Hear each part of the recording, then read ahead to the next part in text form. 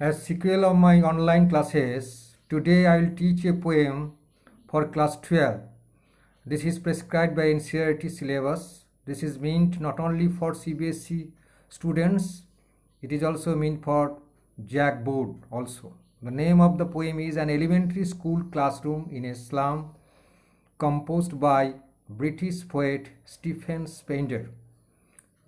Stephen Spender was an English poet, a poet of protest. He was an essayist as well. In an elementary school classroom in a slum, he deals with themes of social injustice and class inequalities. The children of slum school are like the scum of earth. Education is a distant dream to them. They are bereft of basic necessities of life. The world is divided into two, the rich and the poor. The poet appeals that the gap of the two worlds should be abridged. This is the synopsis of the poem An Elementary School Classroom in Slum Children. Basically, elementary means the primary educations, the basic education scattered to the students, and it happens in the poorer of the poor sections, that is slum children. Now, let's see what the stanza-wise themes that the poet Stephen Spender has tried to deal with. First stanza conveys the theme in such a way. Far from the gusty waves these children faces, like rootless weeds, the hair torn around their pallor. This poem is actually written in the free verse, that is called nonsense verse. There is no particular rhyme scheme followed here. Rather, it seems to be prosaic or rhymeless, which is the features of modern poetry. So the very first line, far from, this is an alliterative use, F, F, F, and children faces. So first stroke of the poem, the far from, this is an use of alliteration, repetitions of the letter F. So slum children are far away from the gusty waves. Gusty means windy, stormy waves. That does mean these slum children are far away from the bounties of beautiful aspects of natures. Their life is completely swept by abject poverty. Their life is not replete with beauties as it is availed in the natures. So they are far away from that. And in symbolic way, gusty waves is symbolic of development, but they are far away from the development. Poverty has sucked or sapped their all energy of their lives, and due to this dry and tribulation swept, they are just like the rootless weeds. You know, weeds have no support of their own because they are rootless, and weeds are unwanted to the gardens. They're just like weeds need to be uprooted. These slum children are also burden to the society. So it is an example of simile, like rootless weeds. And due to this, their hair has fallen apart on their pallor. Pallor actually means pale face. So they have a pale face, and their hair is unkempt, unoiled, and uncombed. True, naturally, that unkempt, unoiled, that is hair have fallen apart on their faces, and they are having such a pale face. And amongst these school children, or that is presenting or that is attending in the class, in the very first stanza it is mentioned here, a tall girl is there, but this girl is a lanky and thin built, and she has a bulky head, and she is suffering from malnutrition. So naturally she is unable to lift her head, and probably she is mentally exhausted and physically exhausted. That's why she cannot concentrate on study. And the paper seeming boy, another boy who is found as thin as paper. He is reed thin, but his eyes are bulging out of rats. This is also another example of metaphorical example. And you know, simile is an expanded metaphor. Simile always distinguished or identified by like and as. In case of metaphor, that does not apply, or metaphor is an implied simile. So your paper swimming boy is an example of metaphor, and that metaphor means this boy is as thin as paper, as if this boy is bloodshot and his eyes are bulging out of the just like rat. Just like rats are in search of some edibles, this boy, because of hunger, because of malnutrition, he is in search of some eatables. Another boy whose growth is stunted. Stunted means halted. All on a sudden growth halted. And they are the unlucky, they are the unfortunate. Here the here means ear. Ear pronunciation H is silent. Ear means successor. They are the inheritors of their father's naughty bones, the disease, tuberculosis, disease related to the bones. They do not actually inherit, just like unlike other children inherit from their father's property, but instead they inherit from their fathers, that is the naughty diseases. So under such circumstances, which is completely sordid flight, how is it possible for a poverty-smeared boy to concentrate on education? Education seems to be a far cry, or you can say that it's a distant dream. Actually, they need to be flourished with basic necessities of life. They should be provided with RKM, that is roti, kapda, aur makan. But instead, they are thought of or listening this education, which seems to be, again I would say, distant dream. So they cannot copy, they cannot concentrate or enumerate the educations, or rather they are reciting father's naughty digits, gnarled, that pronunciation GNARLED, that is called naughty disease or gnarled disease. And this situation is not favoring one, rather this is an unbecoming or not fitting for them to concentrate education. But you know, every cloud has a silver lining. What they should be? These children, they are also children. They are above all children. They should be free from such poverty, such malnutrition, such want, such squalor, such trials and tribulations. Instead, they are confined to such a dirty, dingy surroundings, filthy surroundings. But what they should be? They should be energetic, jubilant like other children.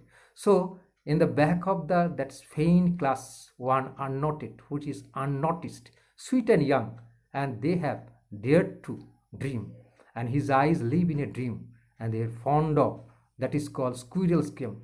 He wants to play hide and seek just like squirrel's game, and he is also busy in finding the room that is available in the tree other than the other boys, because this type of the environment does not actually arrest the attention of this sweet and young boy, who seems completely hostile to this environment, and that's why this is an exception to this. This indicates that this boy should be like that of this boy, but ironically these slum children are not provided with such a circumstances, but they have the dream in their eyes. That's why through this sweet young, even though unnoted, he is also mixed up and mingled with other boys, but it indicates they too have also dreamed of dreams, such a dream, but they cannot because of such evil circumstances that they are confined to. Now this is the delayed and elaborate analysis of the first stanza. Now the second stanza. In the second stanza, actually it conveys the meaning of the walls of that is called slum schools that have been painted long. Since then, it has not been painted again. It lacks maintenance. The walls are of sour cream walls. Walls have turned off-white or yellowish. It is also an example of sour cream, that is metaphor, because just like the milk has turned sour, the fate of these slum children who are pulled into the abject poverty, their fate has also been, that is just like sour cream, and they depend on the doles offered by other people. So list of donors or list of donations that have been hung or pasted on the walls of the slum, that is schools, and Shakespeare half-bust image that is also there, and this Shakespeare initially indicates what they should be, but it does not hold any interest. The way the surroundings they belong to, that does not actually fit to the situation initially they have also ushered hope in them. That is completely opposite. Even the dawns, early dawns is also found that pictures that are also painted pictures is also stamped, is also stuck, is also hung on that walls. And even the sky kissing buildings that has is supposed to kiss the sky that are found, even the Bell flowery Trilos Valley, which is the fertile province in Austria, that are these pictures is also painted. All these things shower and hover hope, prevail hope upon them. But these are completely meaningless to them because the particular surrounding they belong to this that does not match with the ideas or with the situation they belong to or they have. Even the map that is also drawn by the rich people. Here the world is divided into two, rich and the poor, and the physical geographical map where everything's bounties of natures, caves, rivers, and other things are available in this map that is also drawn at the whims and will of the rich world, and the rich offer the world as its. And in this physical map there is a no room, no place of this map, of these surroundings, of these belongings these poverty smeared slum children belong to. Their map is just like a windows of the congested room, and through the windows they don't have an access to see beyond this world. They don't know what world beyond this. That's why that's this physical map drawn by the rich or haves people that is meaningless to them. And where their futures painted with a fog symbolic of uncertainty, bleak, despair, squalor, and their life rotates with this uncertainty, just like fog blocks one's view. Similarly, the poverty actually blocks all their prosperity, all their progresses. So their future is completely painted with a fog. This is again example of metaphor. And narrow streets sealed in with a lead sky. Lead sky example of metaphor. It is a bluish gray sky that is called sky as if covered with dusts, and they are actually in the narrow street that is also sealed, and they belong to this. They don't have an access to see the open world. That world is actually world of rivers, caves, and the promising words that are the distinctive features. But ironically or unfortunately, they are far, far from such a world, which means only the world meant for the rich. This is a gulf of difference between the rich and the poor people, and that is exhibited by these slum children who knows only poverty. Poverty is the mother of problems. They actually born in poverty and they are brought up in poverty. Probably they'll end their life in poverty. Now the next stanza as stated here. Surely Shakespeare is wicked and the map a bad example. Yes, Shakespeare, the poet for all, poet for haves, poet for the romantic, in these worlds of romantic, those who are fulfilled or those who are filled with all sorts of the comforts and luxury in their life, there is no string of wants. They do not know that they only know the life what way it will be enjoyed. But these slum children who are bereft of basic necessity life, I would like to say, are came roti kapra aur makan. To them, Shakespeare does not hold any interest for them. Rather, Shakespeare is a provoking agent. Similarly, the physical map where bounties of beauties availed in the natures are profusely available, that has become a provocative agent or an alluring example or enticing. These two things actually entice the poor people to steal. They are tempting them because these geographical maps are studied with ships and sun and love, and in their lives there is no scope such a love. In their life only hopelessness, helplessness, and helplessness prevail all around. So they secretly turn from their confined hatchment or settlement to steal them. But basically it is also sin if they are forced to steal them. And their life has started with fog, probably end with fog. And they are in the night, in their life there is no scope of rising sun, as if they are pulled, they are submerged into the depth of despair. So the fog has, that's bleak and despair started with their life. There is no end to it. That's why it indicates from fog to endless night. On the slag heap, again slag heap is an example of metaphor. It is a waste material, and these children are treated as a waste material burden to the society. They are the waste material, and their figures are also fractures, and from their fractures figures only the bones are also seen peeped through, rather than instead of flesh, and that is called blood. And they have to wear the spectacles, that is also broken, that is also borrowed by, that is also left over by the rich people, and they are just like the bottles being subsumed. Just to imagine, this is an example of simile. When the stones happen to or fall on the bottle, as if it is also broken into pieces, and they are having such a fractured body, and from the fractured body, even that is bone, that is shine like glass.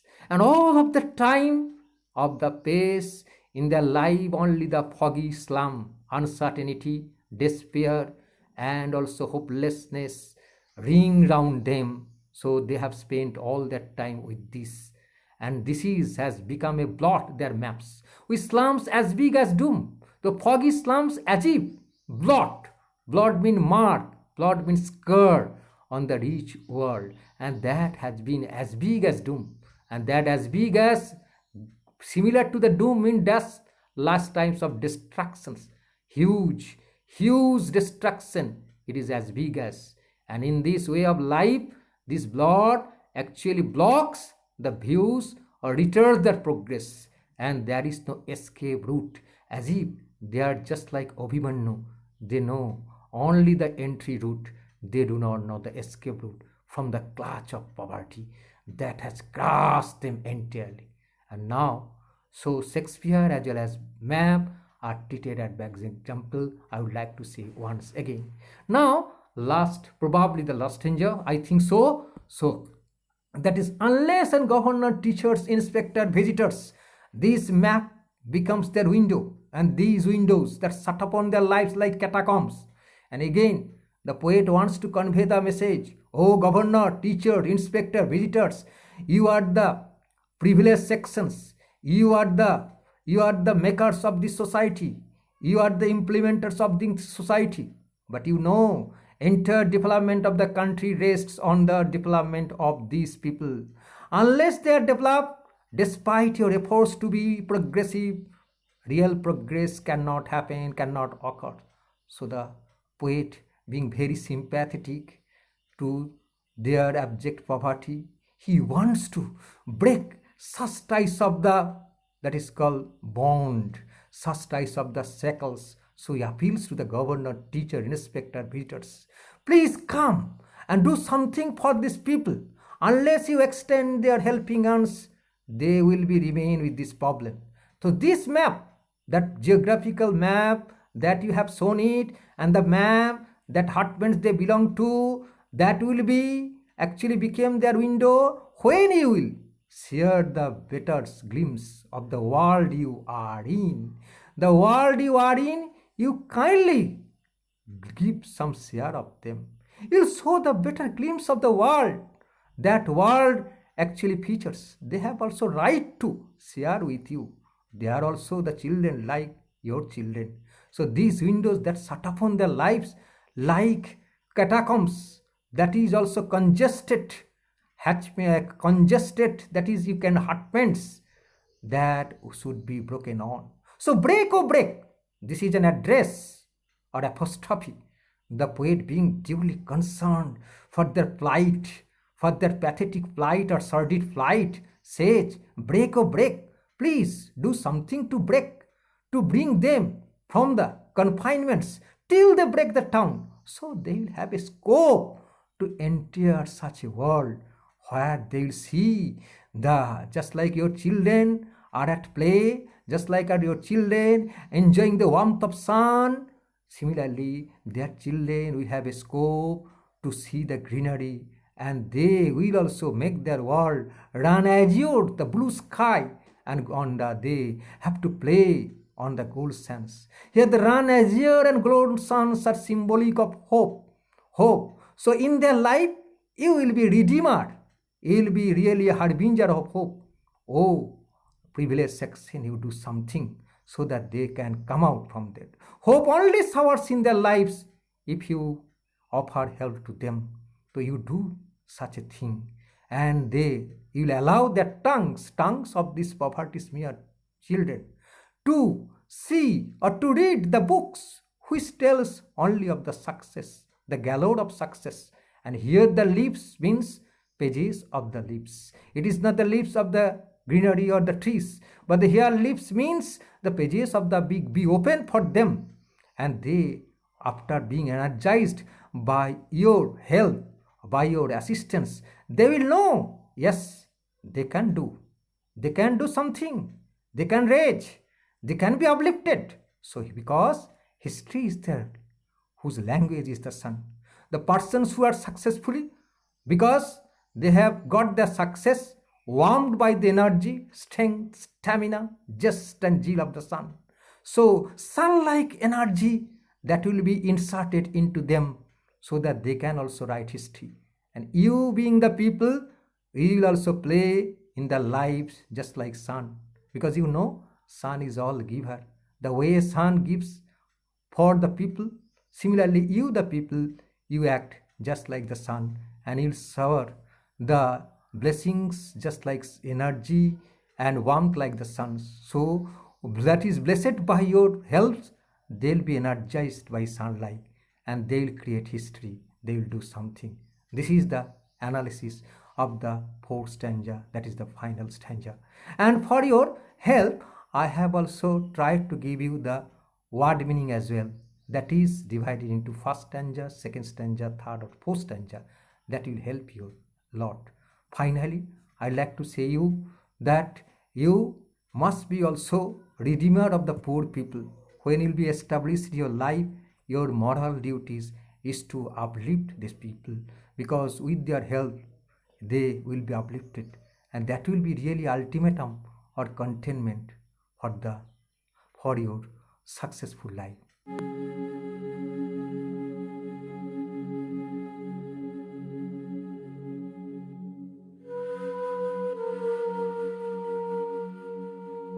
Thank you. All the best.